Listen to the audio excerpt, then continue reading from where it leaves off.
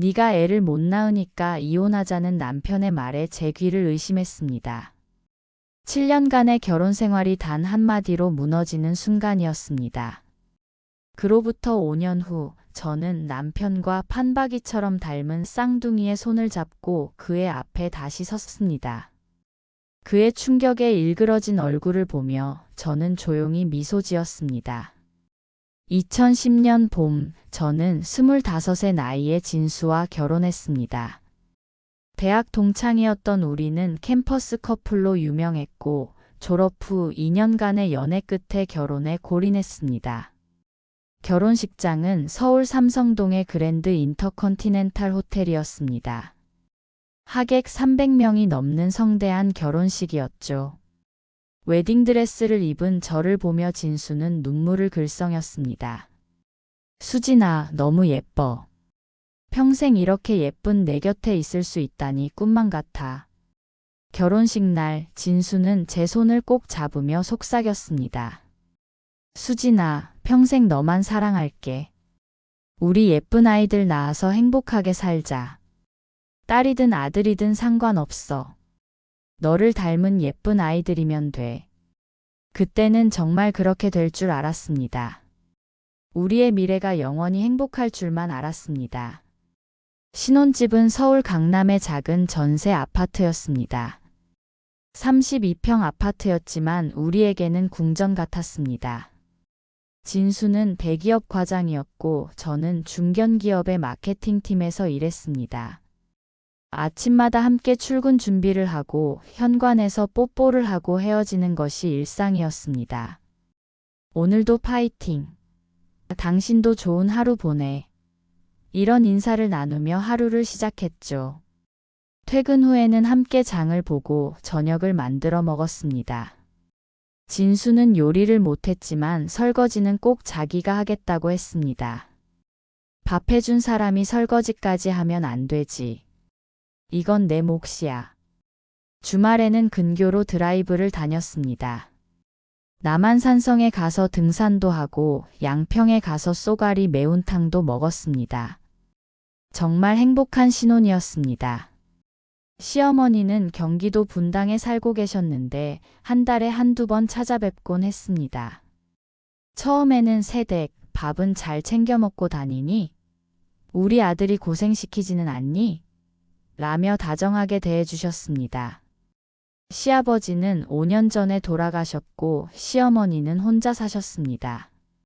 진수가 외아들이라 더욱 아끼셨죠. 수진아, 우리 진수 잘 부탁해. 내가 하나뿐인 아들이라 많이 의지하거든. 결혼 첫 해는 정말 달콤했습니다.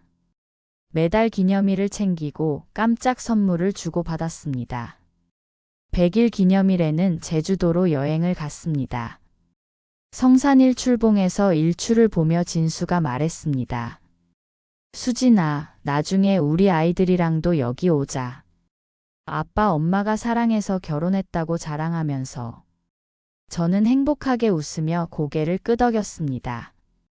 하지만 결혼 1년이 지나면서 분위기가 조금씩 달라지기 시작했습니다. 시어머니는 만날 때마다 은근히 압박을 주셨습니다. 진수 친구들은 벌써 애아빠가 됐다던데 너희는 계획이 어떻게 되니? 처음에는 네, 어머니. 저희도 준비하고 있어요 라고 대답했지만 시간이 지날수록 그 질문은 저를 옥죄어 왔습니다. 2011년 추석 시댁에 갔을 때 일이었습니다. 친척들이 모두 모인 자리에서 시고모가 물으셨습니다. 수진아, 결혼한 지 1년 넘었는데 소식이 없네. 요즘 젊은 사람들은 애 안 낳으려고 하던데 너희도 그러니? 순간 식탁이 조용해졌습니다. 모든 시선이 저에게 쏠렸죠. 아니에요. 저희도 아이 갖고 싶어 해요. 제가 대답하자 시어머니가 거들었습니다. 그럼 왜 소식이 없니? 병원은 가봤어? 그날 이후로 시어머니의 전화가 잦아졌습니다. 수진아, 요즘 임신하기 좋다는 한약이 있다던데 내가 지어다 줄까? 이번 달은 어떠니? 소식 있니? 매달 생리를 시작할 때마다 죄인이 된 기분이었습니다. 진수도 처음에는 엄마가 너무 그러신다며 저를 감싸 주었지만 점점 그도 조급해지기 시작했습니다. 2012년 설날 시댁에서의 식사 자리는 지옥 같았습니다. 시누이가 둘째를 임신했다는 소식을 전하자 모든 시선이 저에게 쏠렸습니다. 와, 축하해. 다들 기뻐하는 가운데 시할머니가 저를 보며 말씀하셨습니다. 수진이는 소식이 없니? 우리 집안이 대가 끊기는 거 아니겠지? 진수가 대신 대답했습니다. 할머니, 저희도 노력하고 있어요. 하지만 시어머니는 제 얼굴을 빤히 쳐다보며 말했습니다. 노력만 하면 뭐하니? 결과가 있어야지. 수진아, 혹시 몸에 이상 있는 거 아니니? 요즘은 스트레스 받으면 임신이 안 된다던데. 그날 밤 집으로 돌아오는 차 안에서 진수가 처음으로 짜증을 냈습니다. 너 진짜 병원 안 가볼래? 우리 엄마가 얼마나 기다리시는데. 나도 이제 32이야. 친구들은 다 애아빠인데 나만. 저는 억울했습니다. 나도 갖고 싶어. 근데 자연스럽게 생기는 거잖아. 우리가 뭘 잘못하고 있는 것도 아니고. 진수는 한숨을 쉬며 운전대를 세게 잡았습니다. 자연스럽게, 자연스럽게. 그게 2년째야. 너도 좀 적극적으로 나서봐. 배란일 계산도 하고 영양제도 먹고. 넌 맨날 야근한다고 피곤하다고만 하잖아. 그 말에 가슴이 찢어지는 것 같았습니다. 마치 임신이 안 되는 게 제 탓인 것처럼 들렸으니까요. 그 후로 저는 임신을 위해 모든 것을 했습니다. 배란 테스트기를 사서 매일 체크하고 기초 체온을 재고 임신에 좋다는 영양제는 다 먹었습니다. 엽산, 비타민 D, 오메가3 하루에 먹는 양만 10개가 넘었습니다. 운동도 시작했습니다. 요가, 필라테스, 수영까지. 하지만 매달 찾아오는 생리는 저를 절망스럽게 만들었습니다. 회사에서도 눈치가 보이기 시작했습니다. 점심시간에 여직원들이 육아 이야기를 할 때면 저는 슬그머니 자리를 피했습니다. 수진 씨는 언제 애 낳을 거예요? 누군가 무심코 던진 질문에 아직 계획이 없어요 라고 대답하면 요즘은 빨리 낳는 게 좋대요. 나이 들수록 힘들어요 라는 조언이 돌아왔습니다. 진수의 태도도 점점 변했습니다. 예전에는 우리 둘만으로도 충분해라고 했던 그가 이제는 회사 동료들의 아이 사진을 보며 한숨을 쉬었습니다. 김 과장 딸 정말 예쁘더라. 나도 딸 갖고 싶은데. 주말에 마트에 가면 유모차를 끄는 부부들을 물끄러미 바라봤습니다. 저 사람들은 뭐가 달라서 애가 있을까? 2012년 봄 저는 결심했습니다. 병원에 가기로. 하지만 그 결정조차 쉽지 않았습니다. 난임이라는 딱지가 붙을까봐 두려웠으니까요. 진수에게 말했더니 그는 안도하는 표정을 지었습니다. 잘 생각했어. 가서 정확히 검사 받아보자. 문제가 있으면 치료하면 되잖아. 2012년 3월 드디어 산부인과를 찾았습니다. 강남의 유명한 난임 전문 병원이었습니다. 애며성병원이라는 곳이었는데 난임 치료 성공률이 높기로 소문난 곳이었죠. 병원 로비에 들어서자 많은 부부들이 대기하고 있었습니다. 다들 불안하고 초조한 표정이었습니다. 나만 이런 게 아니구나 하는 안도감과 동시에 나도 난임인가 하는 두려움이 밀려왔습니다. 첫 상담에서 의사는 여러 가지를 물었습니다. 결혼한 지 얼마나 되셨죠? 2년 됐습니다. 그동안 피임은 안 하셨고요? 네, 전혀요. 생리는 규칙적인가요? 네, 28일 주기로 정확합니다. 의사는 고개를 끄덕이며 차트에 뭔가를 적었습니다. 일단 기본 검사부터 해보겠습니다. 부위는 혈액 검사, 초음파, 자궁난 관조 영수를 하시고 남편분은 정액 검사를 하시면 됩니다. 검사는 생각보다 복잡했습니다. 혈액 검사로는 호르몬 수치를 봤습니다. 처음 들어보는 용어들이 나왔습니다. 초음파로는 자궁과 난소 상태를 확인했습니다. 가장 힘들었던 건 자궁난 관조 영술이었습니다. 조영제를 자궁에 넣고 엑스레이를 찍는 검사인데 너무 아팠습니다. 검사 중에 눈물이 났지만 꾹 참았습니다. 진수도 정액 검사를 받았습니다. 처음에는 남자가 무슨 문제가 있겠어라며 거부했지만 의사가 난임의 40%는 남성 요인입니다 라고 설명하자 마지못해 동의했습니다. 일주일 후 결과를 들으러 갔을 때 의사는 의외의 말을 했습니다. 두 분 모두 정상입니다. 부인은 배란도 잘 되고 있고 나팔관도 깨끗합니다. 남편분 정자 상태도 양호합니다. 운동성도 좋고 숫자도 충분해요. 진수는 안도하는 표정이었습니다. 거봐, 나는 문제 없다니까. 하지만 저는 더 답답했습니다. 원인이라도 있으면 치료를 하겠는데 이유를 모르니 막막했습니다. 의사는 원인 불명 난임이라고 진단했습니다. 부부의 10-15%가 이런 경우입니다. 특별한 이상이 없는데도 임신이 안 되는 거죠. 스트레스나 면역학적 요인 혹은 우리가 아직 발견하지 못한 미세한 문제일 수 있습니다. 그리고 덧붙였습니다. 조금 더 자연 임신을 시도해 보시고 안 되면 인공수정이나 시험관을 고려해 보세요. 시어머니에게 검사 결과를 알렸지만 반응은 냉담했습니다. 요즘 병원들은 돈 벌려고 그런 말 한대. 이상 없다면서 왜 애가 안 생기니? 한의원 가봐. 우리 때는 한약 먹고 다들 잘 나았어. 시어머니가 소개해준 한의원은 강남역 근처에 유명한 곳이었습니다. 천년 한의원이라는 이름처럼 오래된 곳이었죠. 한의사는 맥을 짚어보고는 자궁이 차갑네요. 어혈도 있고. 이래서는 임신이 어렵죠라고 했습니다. 그렇게 시작된 한의원 치료는 1년간 계속됐습니다. 매주 2번씩 침을 맞고 한약을 지어 먹었습니다. 녹용, 공진단, 각종 보약을 매달 200만 원씩 들여 먹었습니다. 한약은 정말 써서 먹기 힘들었습니다.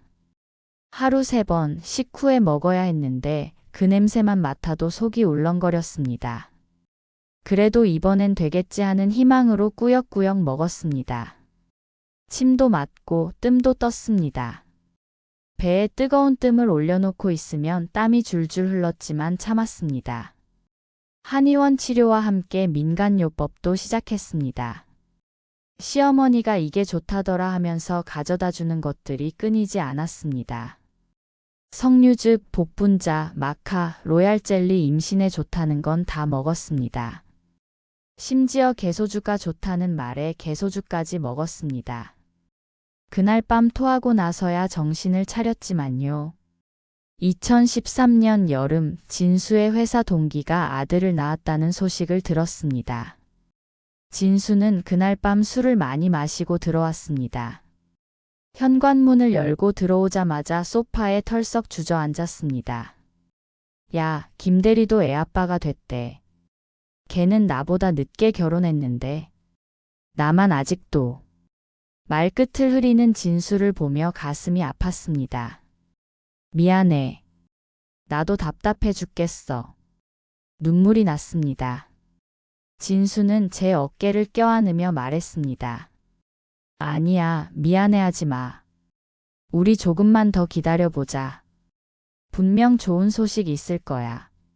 하지만 그의 인내심은 오래가지 않았습니다. 회식 자리에서 상사들이 진 과장은 애가 없어서 야근도 많이 하고 좋겠다며 농담을 하면 진수는 얼굴이 붉어지곤 했습니다. 부장님, 저도 곧 아빠 될 겁니다 라고 대답하지만 속으로는 부끄러워했습니다. 집에 와서는 남자들끼리 애 얘기할 때 나만 낄 수가 없어. 애들 사진 보여주면서 자랑할 때 나는 뭘 보여줘? 라며 한숨을 쉬었습니다. 시댁의 압박은 날로 심해졌습니다. 명절 때마다 친척들이 모이면 저는 도마 위에 고기가 되었습니다. 수진이는 아직도 병원은 다니니? 요즘은 시험관이 잘 된다던데 각자 한마디씩 하는데 그 말들이 비수처럼 가슴에 꽂혔습니다. 2013년 추석 시어머니는 대놓고 말씀하셨습니다. 수진아, 혹시 예전에 낙태 같은 거 한 적 있니? 그러면 안 생길 수도 있다던데. 청천벽력 같은 말이었습니다.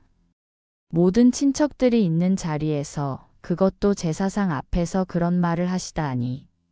어머니, 그런 일 없었어요. 정말이에요. 하지만 시어머니의 의심 어린 눈빛은 거두어지지 않았습니다. 그럼 왜? 병원에서도 이상 없다면서? 뭔가 숨기는 거 있는 거 아니니? 시누이도 거들었습니다. 엄마 말이 맞아요. 요즘 젊은 여자들 그런 경우 많대요. 언니, 솔직히 말해봐요. 저는 억울해서 눈물이 났습니다. 정말 아니에요. 전 진수 오빠가 첫사랑이었어요. 다른 사람과 사귄 적도 없고요. 하지만 아무도 제 말을 믿어주지 않았습니다. 진수조차 너 정말 나한테 숨기는 거 없지? 라고 물었습니다. 그 순간 정말 이 결혼 생활을 계속해야 하나 싶었습니다. 진수도 점점 변했습니다. 예전에는 우리 둘만으로도 행복해라고 했던 그가 이제는 다른 집 애들 보면 부럽더라고 대놓고 말했습니다. 주말마다 데이트를 하던 우리는 어느새 각자의 시간을 보내기 시작했습니다. 진수는 골프를 치러 가고 저는 혼자 집에 있는 날이 많아졌습니다. 너도 취미생활 하나 만들어. 맨날 임신 생각만 하니까 스트레스 받는 거야. 진수의 말은 맞았지만 그렇게 쉽게 잊을 수 있는 게 아니었습니다. 친구들을 만나도 다들 육아 얘기뿐이었고 카페에 가도 유모차가 눈에 띄었습니다. TV를 봐도 육아 프로그램이 나오면 채널을 돌렸습니다. 2014년 봄 두 번째 병원을 찾았습니다. 첫 번째 병원보다 더 정밀한 검사를 했습니다. 자궁 내시경, 복강경 검사까지 받았습니다. 복강경은 전신 마취를 하고 배에 구멍을 뚫어 카메라를 넣는 수술이었습니다. 일주일 입원했는데 진수는 바쁘다며 병문안도 제대로 오지 않았습니다. 검사 결과는 역시나 특별한 이상 없음이었습니다. 의사는 약간의 자궁 내막증이 있지만 임신에 지장을 줄 정도는 아닙니다. 라고 했습니다. 그리고 권했습니다. 이제 적극적인 치료를 시작해 보시죠. 인공수정부터 해보시는 게 어떨까요? 인공수정을 결심하기까지 고민이 많았습니다. 자연임신도 못하는 여자라는 낙인이 찍힐 것 같았고 비용도 부담스러웠습니다.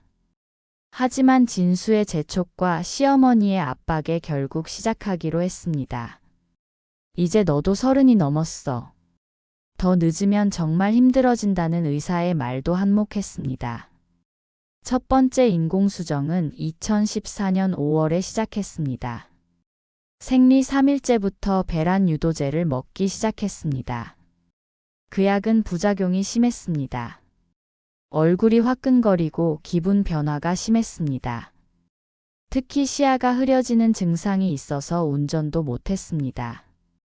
병원에는 이틀에 한 번씩 가서 초음파를 받습니다. 난포가 자라는 것을 확인하고 적당한 크기가 되면 배란 주사를 맞았습니다. 엉덩이에 맞는 근육 주사인데 너무 아팠습니다. 주사를 맞고 36시간 후에 정확히 시술을 받아야 했습니다. 시술 당일 진수는 아침 일찍 병원에 와서 정자를 채취했습니다. 저는 그 정자를 세척하고 농축하는 동안 대기실에서 기다렸습니다. 다른 부부들도 많았는데 다들 긴장한 표정이었습니다. 누군가는 세 번째 시도예요 라고 했고 또 누군가는 이번이 마지막이에요 라고 했습니다. 시술 자체는 간단했습니다. 가느다란 관을 통해 정자를 자궁에 직접 넣는 것이었습니다. 5분도 안 걸렸습니다. 하지만 그 후가 문제였습니다. 2주간의 기다림이 시작된 것입니다.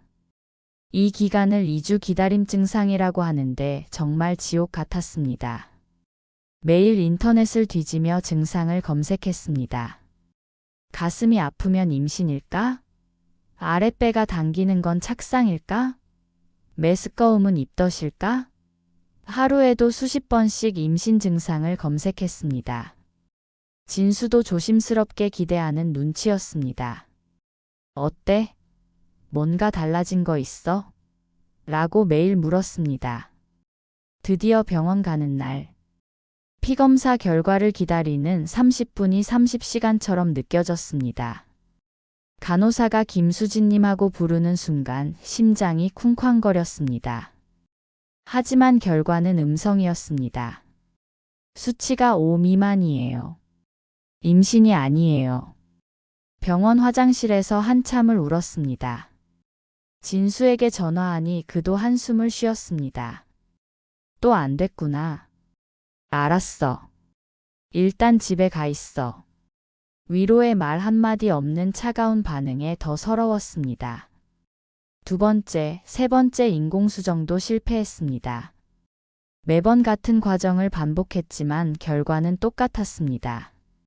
병원비만 회당 150만 원씩 총 450만 원이 들었습니다. 진수는 점점 무관심해졌습니다. 돈만 날리는 것 같아. 차라리 그만둘까? 하지만 시어머니는 이제 시험관밖에 없다며 압박했습니다.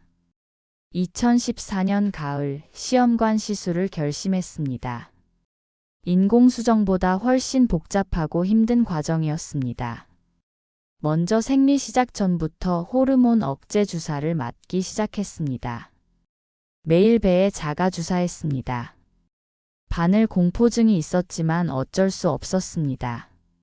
생리가 시작되면 본격적인 과배란 유도가 시작됩니다. 또 다른 주사를 하루에 2번씩 맞았습니다. 한 대에 30만 원이 넘는 비싼 주사였습니다. 매일 병원에 가서 피를 뽑고 초음파를 봤습니다. 난포가 20개 가까이 자라면서 배가 빵빵해졌습니다. 숨쉬기도 힘들 정도였습니다. 드디어 난자 채취일. 전신 마취를 하고 수술대에 올랐습니다. 깨어나니 회복실이었고 간호사가 12개 채취했어요 라고 알려줬습니다. 다음 날 전화가 왔습니다. 8개가 정상 수정됐어요. 5일 후에 이식하러 오세요. 배아 이식은 간단했지만 긴장됐습니다. 초음파를 보면서 가장 좋은 배아 2개를 이식했습니다. 의사는 배아 등급이 좋아요. 이번엔 기대해도 좋을 것 같아요 라고 했습니다. 남은 배아 3개는 냉동 보관했습니다. 이식 후 2주간은 더욱 조심스러웠습니다. 아스피린을 계속 먹었습니다. 무거운 것도 들지 않고 계단도 조심히 올랐습니다. 진수도 처음으로 살갑게 대해줬습니다. 무리하지 마. 이번엔 꼭 될 거야. 하지만 피검사 결과는 또 음성이었습니다. 이번엔 정말 무너졌습니다. 병원비만 800만 원이 들었는데 실패했으니 집에 와서 이불을 뒤집어 쓰고 하루 종일 울었습니다. 진수는 울지 마. 냉동 배아도 있잖아 라고 했지만 그의 목소리에는 실망이 가득했습니다. 2번째 시험관은 냉동 배아로 시도했습니다. 자연주기에 맞춰 이식했는데 이번엔 희망적인 신호가 있었습니다. 이식 후 일주일쯤 됐을 때 약간의 착상혈이 있었던 것입니다. 이번엔 됐나? 기대에 부풀었습니다. 피검사 날 결과는 애매해요.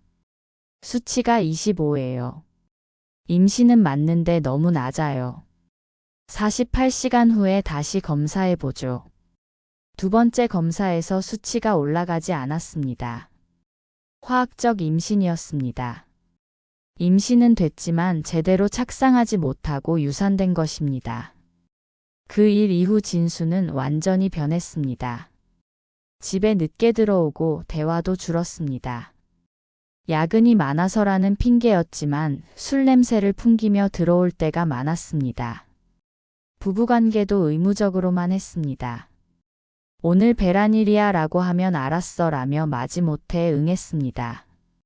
2015년 봄 세 번째 시험관을 준비하던 중이었습니다. 진수의 행동이 이상했습니다. 휴대폰을 항상 뒤집어 놓고 전화가 오면 나가서 받았습니다. 주말에도 골프 약속이라며 나갔는데 골프백은 트렁크에 그대로 있었습니다. 어느 날 밤 진수가 술에 취해 들어왔습니다. 소파에 쓰러져 잠든 사이 휴대폰에서 메시지 알림음이 울렸습니다. 무심코 본 화면에는 과장님, 오늘도 수고했어요. 내일 또 봬요라는 메시지가 떴습니다. 발신자는 유진이라고 저장되어 있었습니다.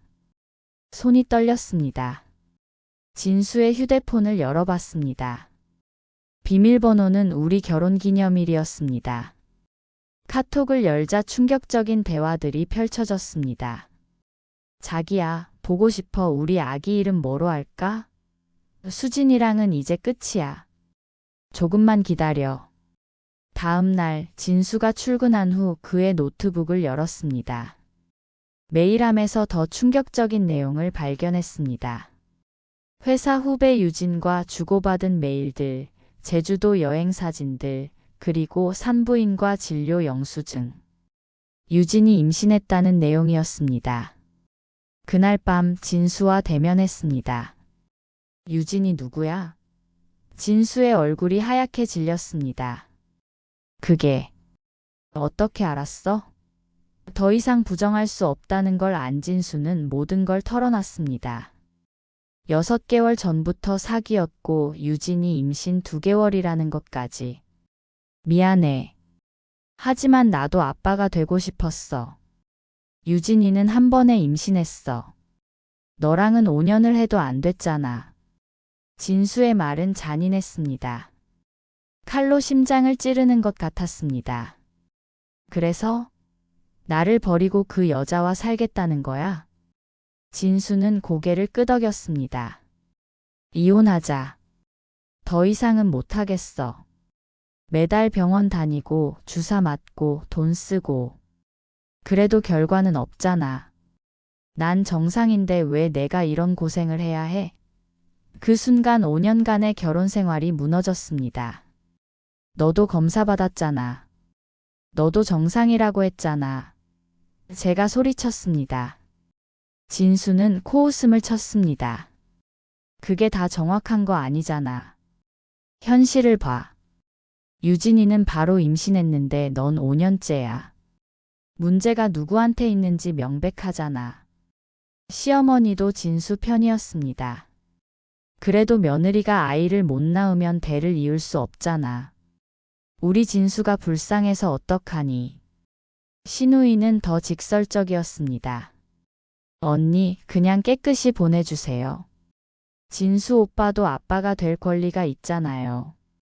이혼을 준비하면서도 저는 너무 억울해서 마지막으로 다른 병원에서 정밀검사를 받기로 했습니다.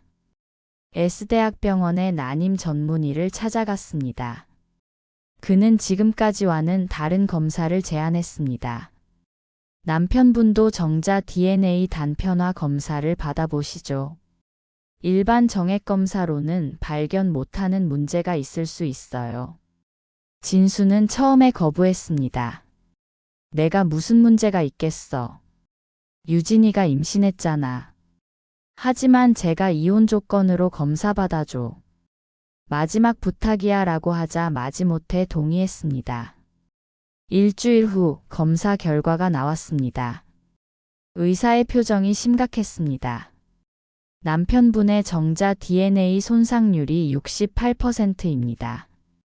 정상은 15% 미만이어야 합니다. 이 정도면 자연임신 가능성은 3% 미만이고 시험관으로도 성공률이 매우 낮습니다. 진수는 결과를 부정했습니다. 그럴 리 없어. 다른 병원에서는 정상이라고 했어. 그리고 유진이가 임신했다니까. 의사는 차분히 설명했습니다. 일반 정액 검사는 숫자와 운동성만 봅니다. DNA 손상은 특수 검사를 해야 알 수 있어요. 이런 경우 여성 쪽에서 아무리 노력해도 임신이 어렵습니다. 그럼 유진이 임신은? 진수가 물었습니다. 의사는 그렇다면 친자 확인을 해보시는 게 좋겠습니다. 라고 조언했습니다. 진수의 얼굴이 창백해졌습니다. 며칠 후 진수가 울면서 전화했습니다. 유진이가 다른 남자도 만났대. 아이 아빠가 누군지 확실하지 않대. 하지만 이미 늦었습니다. 저는 이혼을 결심했습니다. 5년간 불임의 굴레를 혼자 짊어지고 살았는데 원인은 저한테 있지 않았던 것입니다. 이혼 과정은 순탄하지 않았습니다. 진수는 자신의 불임 사실을 인정하지 않으려 했고 위자료 지급도 거부했습니다. 네가 무슨 피해를 봤다고 위자료를 달라는 거야? 라는 진수의 말에 변호사를 선임했습니다. 5년간 불임 치료비만 3천만 원이 넘습니다. 그리고 남편의 불임을 부인의 탓으로 돌리고 외도까지 했으니 위자료를 받을 충분한 사유가 됩니다. 변호사의 조언대로 진행했지만 시댁의 방해가 심했습니다. 시어머니는 우리 아들이 문제일 리 없다며 병원 결과를 조작이라고 주장했습니다. 심지어 너희가 짜고 우리 아들 돈을 뜯어내려는 거지? 라는 막말까지 했습니다. 시누이도 언니가 스트레스를 줘서 오빠가 그렇게 된 거예요 라며 황당한 논리를 펼쳤습니다. 결국 위자료 2천만 원만 받고 이혼했습니다. 5년간의 병원비와 정신적 고통을 생각하면 터무니없이 적은 금액이었지만 더 이상 그들과 얽히고 싶지 않았습니다. 2016년 3월 드디어 이혼이 성립됐습니다. 자유의 몸이 되었지만 상처는 깊었습니다. 서울에는 더 이상 있고 싶지 않았습니다. 아는 사람들의 시선도 부담스러웠고 곳곳에 진수와의 추억이 서려 있었으니까요. 고민 끝에 부산으로 이사하기로 했습니다. 새로운 도시에서 새로운 삶을 시작하고 싶었습니다.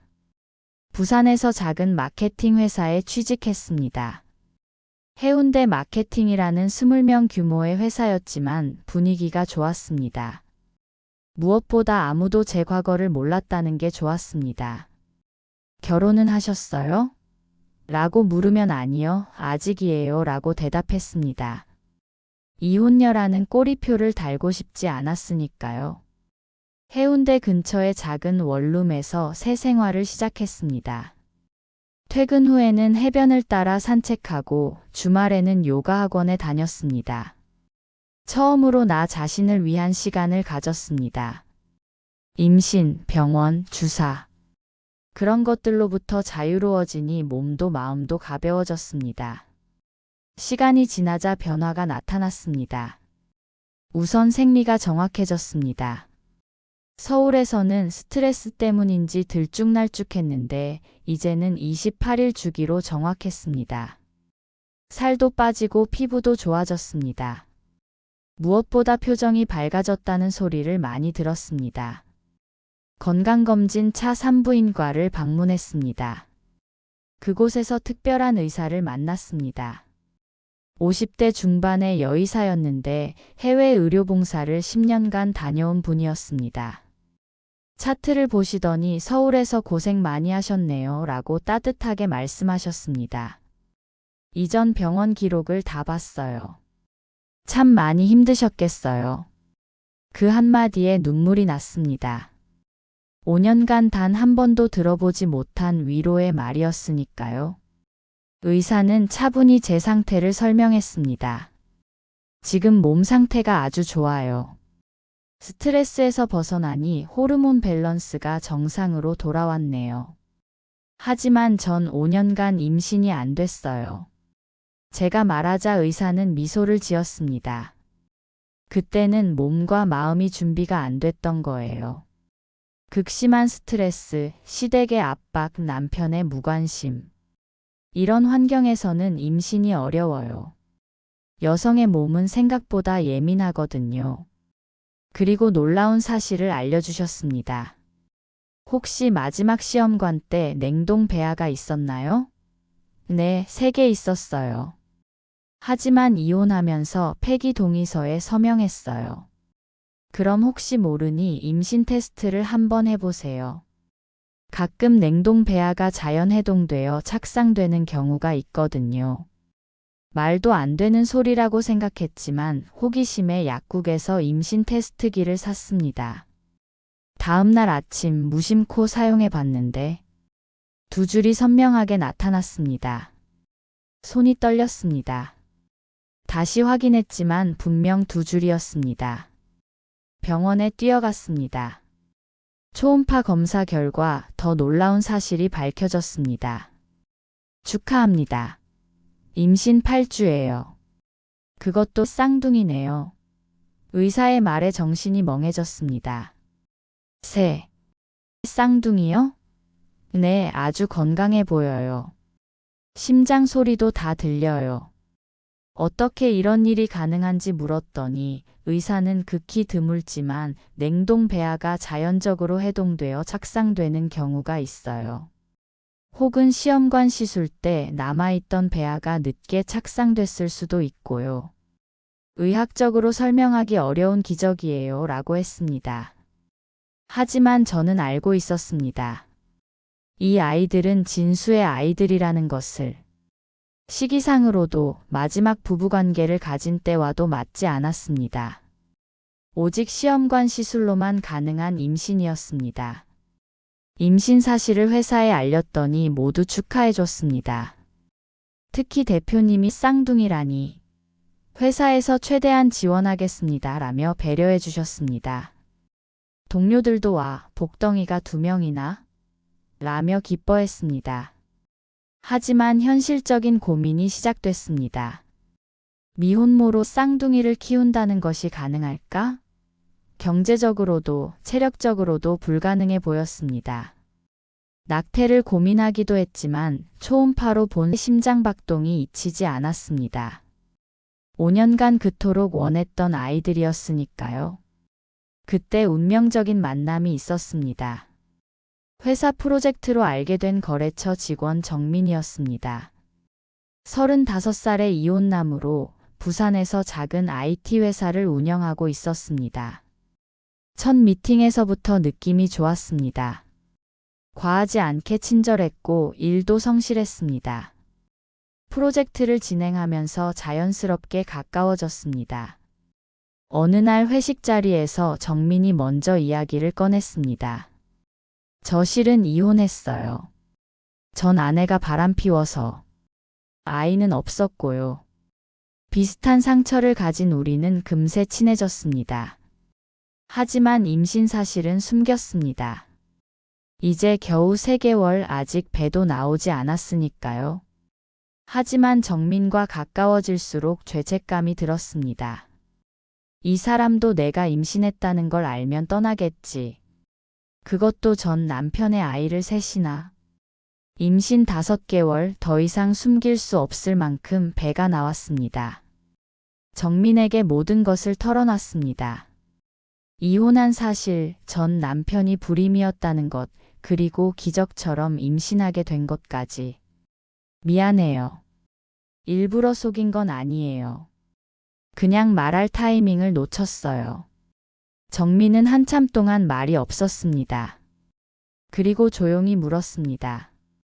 아이들 아빠는요? 전 남편이에요. 하지만 그는 모르고 알 필요도 없어요. 법적으로도 연관이 없고요. 정민은 고개를 끄덕였습니다. 힘들겠지만 혼자 키우실 건가요? 정민의 물음에 네, 그럴 생각이에요 라고 대답했습니다. 정민은 잠시 생각하더니 말했습니다. 제가 도와드릴게요. 친구로서라도요. 쌍둥이를 혼자 키우는 건 불가능해요. 그 후로 정민은 정말 많이 도와줬습니다. 병원 갈 때 운전해주고 장도 받아주고 무거운 것도 들어줬습니다. 임신 7개월 조기 진통 위험으로 입원했을 때도 매일 병문안을 왔습니다.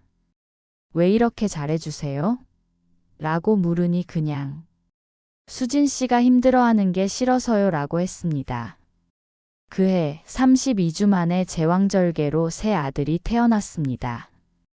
첫째 진우 1.8kg, 둘째 진호 1.7kg, 셋째 진석 1.6kg. 작지만 건강했습니다. 인큐베이터에 있는 아이들을 보며 눈물이 났습니다. 5년간의 고통이 이 순간으로 보상받는 기분이었습니다. 그런데 아이들을 보는 순간 숨이 막혔습니다. 두 아이 모두 진수를 빼닮았습니다. 특히 눈매와 코가 판박이었습니다. 간호사들도 아이고 아빠를 쏙 빼닮았네요 라고 했습니다. 정민도 놀란 표정이었지만 아무 말하지 않았습니다. 신생아 중환자실에서 한 달을 보낸 후 아이들이 퇴원했습니다. 원룸에서는 도저히 키울 수 없어 급하게 투룸으로 이사했습니다. 정민이 이사도 도와주고 아기용품도 함께 준비해줬습니다. 이렇게까지 안 하셔도 돼요 라고 하니 하고 싶어서 하는 거예요 라고 했습니다. 쌍둥이를 키우는 것은 정말 전쟁이었습니다. 2-3시간마다 수유하고 기저귀 갈고 재우고 24시간이 모자랐습니다. 정민은 퇴근 후에 와서 도와줬습니다. 아이 하나를 안고 분유를 먹이는 정민을 보며 이 사람이 진짜 아빠였으면 하는 생각이 들었습니다. 아이들이 100일을 맞았을 때 정민이 고백했습니다. 수진 씨, 저는 아이들의 아빠가 누구든 상관없어요. 중요한 건 지금이고 앞으로예요. 제가 아이들의 아빠가 되고 싶어요. 수진 씨의 남편이 되고 싶고요. 너무 고마웠지만 선뜻 대답할 수 없었습니다. 정민 씨, 이 아이들은 평생 저와 정민 씨를 따라다닐 거예요. 나중에 후회하지 않을까요? 정민은 단호했습니다. 전 이미 이 아이들을 사랑해요. 진호 없는 삶은 상상할 수 없어요.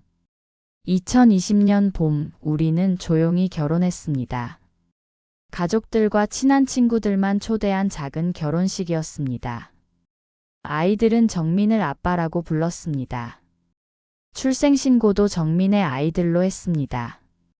법적으로도 마음으로도 정민이 아이들의 아빠가 된 것입니다. 평화로운 일상이 계속됐습니다. 정민은 정말 좋은 아빠였습니다. 밤에 우는 아이들을 달래고 주말에는 놀이터에 데려가고 아플 때는 병원에 같이 갔습니다. 우리 아들들이라고 자랑스럽게 말하는 정민을 볼 때마다 가슴이 뭉클했습니다. 아이들이 5살이 되던 해 저는 복수를 결심했습니다. 아니, 정확히는 진실을 알려주기로 했습니다. 5년간 불임이라는 낙인을 찍고 저를 버린 진수와 시댁 사람들. 그들이 저에게 한 짓을 생각하면 아직도 치가 떨렸습니다. 정민은 걱정했습니다. 꼭 그들을 다시 만나야 해요? 지금 우리 행복한데? 하지만 저는 단호했습니다. 제가 받은 상처를 그냥 묻고 갈 수는 없어요. 최소한 진실은 알려줘야 해요. 그들이 얼마나 큰 실수를 했는지. 먼저 진수의 현재 상황을 파악했습니다. 페이스북과 인스타그램은 비공개였지만 주변 소식을 통해 여전히 같은 회사에 다닌다는 걸 알았습니다. 대학 동창을 통해 더 자세한 소식을 들었습니다. 유진과 결혼했지만 아이는 없다고. 유진이 임신했다던 아이는 유산됐고 그 후로도 임신이 안 된다고 했습니다. 시어머니 소식도 들렸습니다. 손주를 못 봐서 우울증에 걸렸다고. 매일 절에 가서 손자 점지해달라고 빌지만 소용없다고. 시누이는 엄마가 불쌍해 죽겠다며 한숨을 쉰다고 했습니다. 복수의 첫 단계는 우연한 만남을 가장하는 것이었습니다. 2024년 5월 아이들과 함께 서울로 올라갔습니다. 정민도 함께였습니다. 당신이 원한다면 함께 할게요 라며 동행해줬습니다. 진수가 다니는 회사 앞 카페에서 기다렸습니다. 오후 6시 퇴근 시간이 되자 직원들이 쏟아져 나왔습니다. 그리고 드디어 진수가 나타났습니다. 5년 만에 보는 그는 많이 늙어 보였습니다. 머리에는 흰머리가 보였고 얼굴은 수척했습니다. 옆에는 여자가 있었는데 아마 유진인 것 같았습니다. 진우야, 진호야, 가자. 제가 아이들을 부르자 동시에 네 엄마 하고 뛰어왔습니다. 그 순간 진수와 눈이 마주쳤습니다. 그의 눈이 휘둥그레졌습니다. 아이들을 보는 순간 그의 다리가 휘청했습니다. 수진, 진수가 떨리는 목소리로 불렀습니다. 안녕하세요. 오랜만이네요. 제가 담담하게 인사했습니다. 유진도 우리를 봤습니다. 여보, 누구야? 하지만 진수는 대답하지 못하고 아이들만 바라봤습니다. 아이들이 호기심 어린 눈으로 진수를 봤습니다. 엄마, 이 아저씨 누구예요? 진호가 물었습니다. 그때 진우가 말했습니다. 이 아저씨 우리 아빠랑 닮았어요. 순간 정적이 흘렀습니다. 정민이 다가와 제 어깨를 감쌌습니다. 여보, 애들이 배고프대. 가자. 진수가 다급히 물었습니다. 이 아이들이 누구야? 저는 차분히 대답했습니다. 제 아이들이에요. 5살이에요. 하지만 네가 애를 못 낳는다고. 진수의 목소리가 떨렸습니다. 전 아무 문제 없었어요. 문제는 당신이었죠. 기억나세요? DNA 단편화 검사 결과 당신 정자가 68% 손상됐다고 했잖아요. 유진의 얼굴이 하얗게 질렸습니다. 뭐라고? 당신이 문제였다고? 저는 가방에서 서류를 꺼냈습니다. 병원 검사 결과와 유전자 검사 결과였습니다. 필요하면 보세요. 이 아이들은 분명 당신 아이들이에요. 우리가 마지막으로 했던 시험관의 결과예요. 냉동 배아가 기적적으로 착상된 거죠. 진수의 눈에서 눈물이 흘렀습니다. 네. 내 아이들? 그가 아이들에게 다가가려 하자 정민이 막았습니다. 죄송하지만 이 아이들은 내 아이들입니다. 법적으로도 마음으로도요. 유진이 소리쳤습니다. 거짓말이야. 우리가 아이가 없는 건. 진수가 고개를 떨구었습니다. 미안해, 유진아. 사실 의사가 내게 문제가 있을 수 있다고 했어. 하지만 난 인정하고 싶지 않았어. 두 번째 복수는 시어머니를 찾아가는 것이었습니다. 다음 날 분당의 아파트로 갔습니다. 초인종을 누르자 한참 후에 문이 열렸습니다. 시어머니는 5년 전보다 훨씬 늙어 보였습니다. 흰머리가 가득했고 주름도 깊었습니다. 내가 수진이? 시어머니가 놀란 표정으로 물었습니다. 네, 어머니. 오랜만이에요. 그때 아이들이 안녕하세요 하고 인사했습니다. 시어머니의 눈이 커졌습니다. 아이들을 보는 순간 그녀의 다리가 후들거렸습니다. 이게 누구야? 떨리는 목소리로 물었습니다. 제 아이들이에요. 새 쌍둥이에요. 시어머니가 현관문을 잡고 겨우 서 있었습니다. 어떻게? 네가 애를 못 낳는다며. 전 문제 없었어요. 아드님이 문제였죠.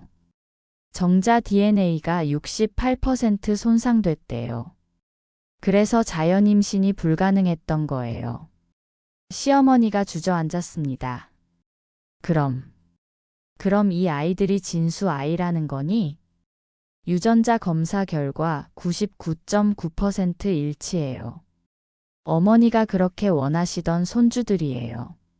시어머니의 눈에서 눈물이 쏟아졌습니다. 내 손주들. 내가 5년째 기다린 손주들. 시어머니가 아이들에게 다가가려 하자 제가 막았습니다. 하지만 어머니 손주는 아니에요. 어머니는 저를 며느리로 인정한 적 없잖아요. 불임이라고 쓸모없다고 했잖아요. 심지어 낙태했냐고 물으셨죠. 내가 잘못했어. 용서해주라. 시어머니가 무릎을 꿇었습니다. 5년간 제가 받은 고통을 어머니는 아세요? 매일 병원 다니고 주사 맞고 온갖 치료 받으면서도 제 탓이라고만 생각했어요. 알고 보니 아드님 문제였는데 시어머니가 흐느꼈습니다. 내가 바보였어. 너한테 얼마나 못되게 굴었는지. 미안하다, 정말 미안하다. 하지만 저는 차갑게 말했습니다.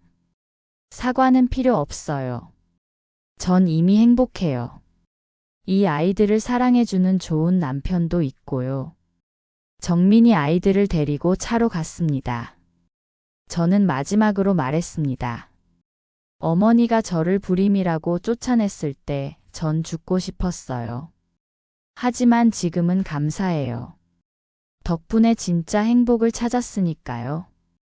세 번째 복수는 시댁 가족 모임이었습니다. 진수의 사촌이 결혼한다는 소식을 듣고 축의금을 보내며 연락했습니다. 축하드려요. 잠깐 들러도 될까요? 사촌은 반가워하며 환영했습니다. 결혼식장 로비는 하객들로 붐볐습니다. 시댁 친척들이 하나둘 저를 알아봤습니다. 어머, 수진 씨? 맞아요, 오랜만이에요. 아이들이 제 옆에 서자 모두들 놀란 표정이었습니다. 이 아이들이 제 아이들이에요. 쌍둥이에요. 순간 로비가 조용해졌습니다. 누군가 속삭였습니다. 어떻게? 수진 씨가 불임이라며? 진수 닮았는데? 설마. 시아주버니가 다가왔습니다. 수진 씨, 정말 내 아이들이야? 네, 그럼요. 신기하게도 전 남편을 많이 닮았네요. 웅성거림이 커졌습니다. 그럼 진수가 문제였다는 거야? 헐, 멀쩡한 사람을 불임 취급했네. 그때 진수가 유진과 함께 나타났습니다. 친척들의 시선이 오갔습니다. 진수는 아직도 애가 없지? 수진 씨는 둘이나 낳았는데. 수군거림이 커졌습니다. 진수의 얼굴이 붉어졌습니다. 한 친척 어르신이 큰 소리로 말했습니다. 아니, 그럼 우리가 수진 씨한테 얼마나 미안한 짓을 한 거야? 멀쩡한 사람을 불임 취급하고 며느리 탓만 했잖아. 다른 친척도 거들었습니다. 맞아, 우리가 너무했어. 수진 씨, 정말 미안해. 시어머니도 식장에 있었습니다. 사람들 앞에서 울면서 말했습니다. 다 내 잘못이야. 수진이한테 못되게 굴었어. 알고 보니 우리 진수가 문제였는데. 친척들이 놀랐습니다. 진수가 문제였다고? 저는 담담히 말했습니다. 과거는 과거일 뿐이에요. 전 이제 행복해요. 좋은 남편과 예쁜 아이들이 있으니까요. 그리고 정민과 아이들을 데리고 식장을 나왔습니다. 뒤에서 들리는 소리가 있었습니다. 진수 불쌍하다. 멀쩡한 와이프 쫓아내고. 그러니까 지금도 애가 없지. 수진 씨가 대단하네. 혼자서도 잘 살고. 집으로 돌아오는 차 안에서 정민이 제 손을 잡았습니다. 수고했어요. 이제 정말 끝이죠? 네, 이제 정말 끝이에요. 아이들이 뒷좌석에서 노래를 부르고 있었습니다. 우리의 소중한 아이들. 그 후로 진수에게서 여러 번 연락이 왔습니다. 제발 만나자. 아이들이라도 보게 해줘. 양육비 보낼게. 내 아이들이잖아. 하지만 저는 모두 거절했습니다. 법적으로 당신과는 아무 관계 없습니다. 연락하지 마세요. 시어머니도 중간 사람을 통해 애원했습니다. 손주들 얼굴이라도 보게 해달라. 죽기 전에 한 번만이라도. 하지만 저는 단호했습니다.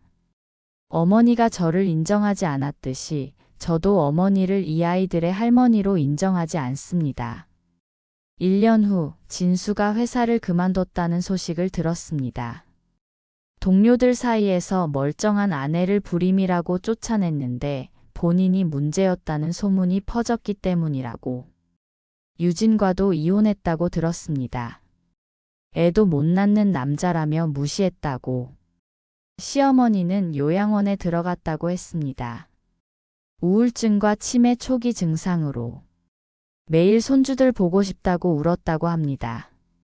시누이가 찾아와 제발 어머니 마지막 소원이라도라고 했지만 거절했습니다. 정민과 저는 2025년에 캐나다로 이민을 갔습니다. 정민의 회사가 현지 지사를 내면서 자연스럽게 이주했습니다. 아이들은 영어도 빨리 배우고 새 환경에 잘 적응했습니다. 한국에서의 모든 인연을 끊고 새롭게 시작했습니다. 가끔 한국 소식이 들려옵니다. 진수는 재혼도 못하고 혼자 산다고. 술에 의존하며 내 아이들을 그리워한다고. 하지만 저는 조금도 동정하지 않습니다. 그가 저에게 했던 일을 생각하면 지금 저는 정말 행복합니다. 정민은 최고의 남편이고 아빠입니다.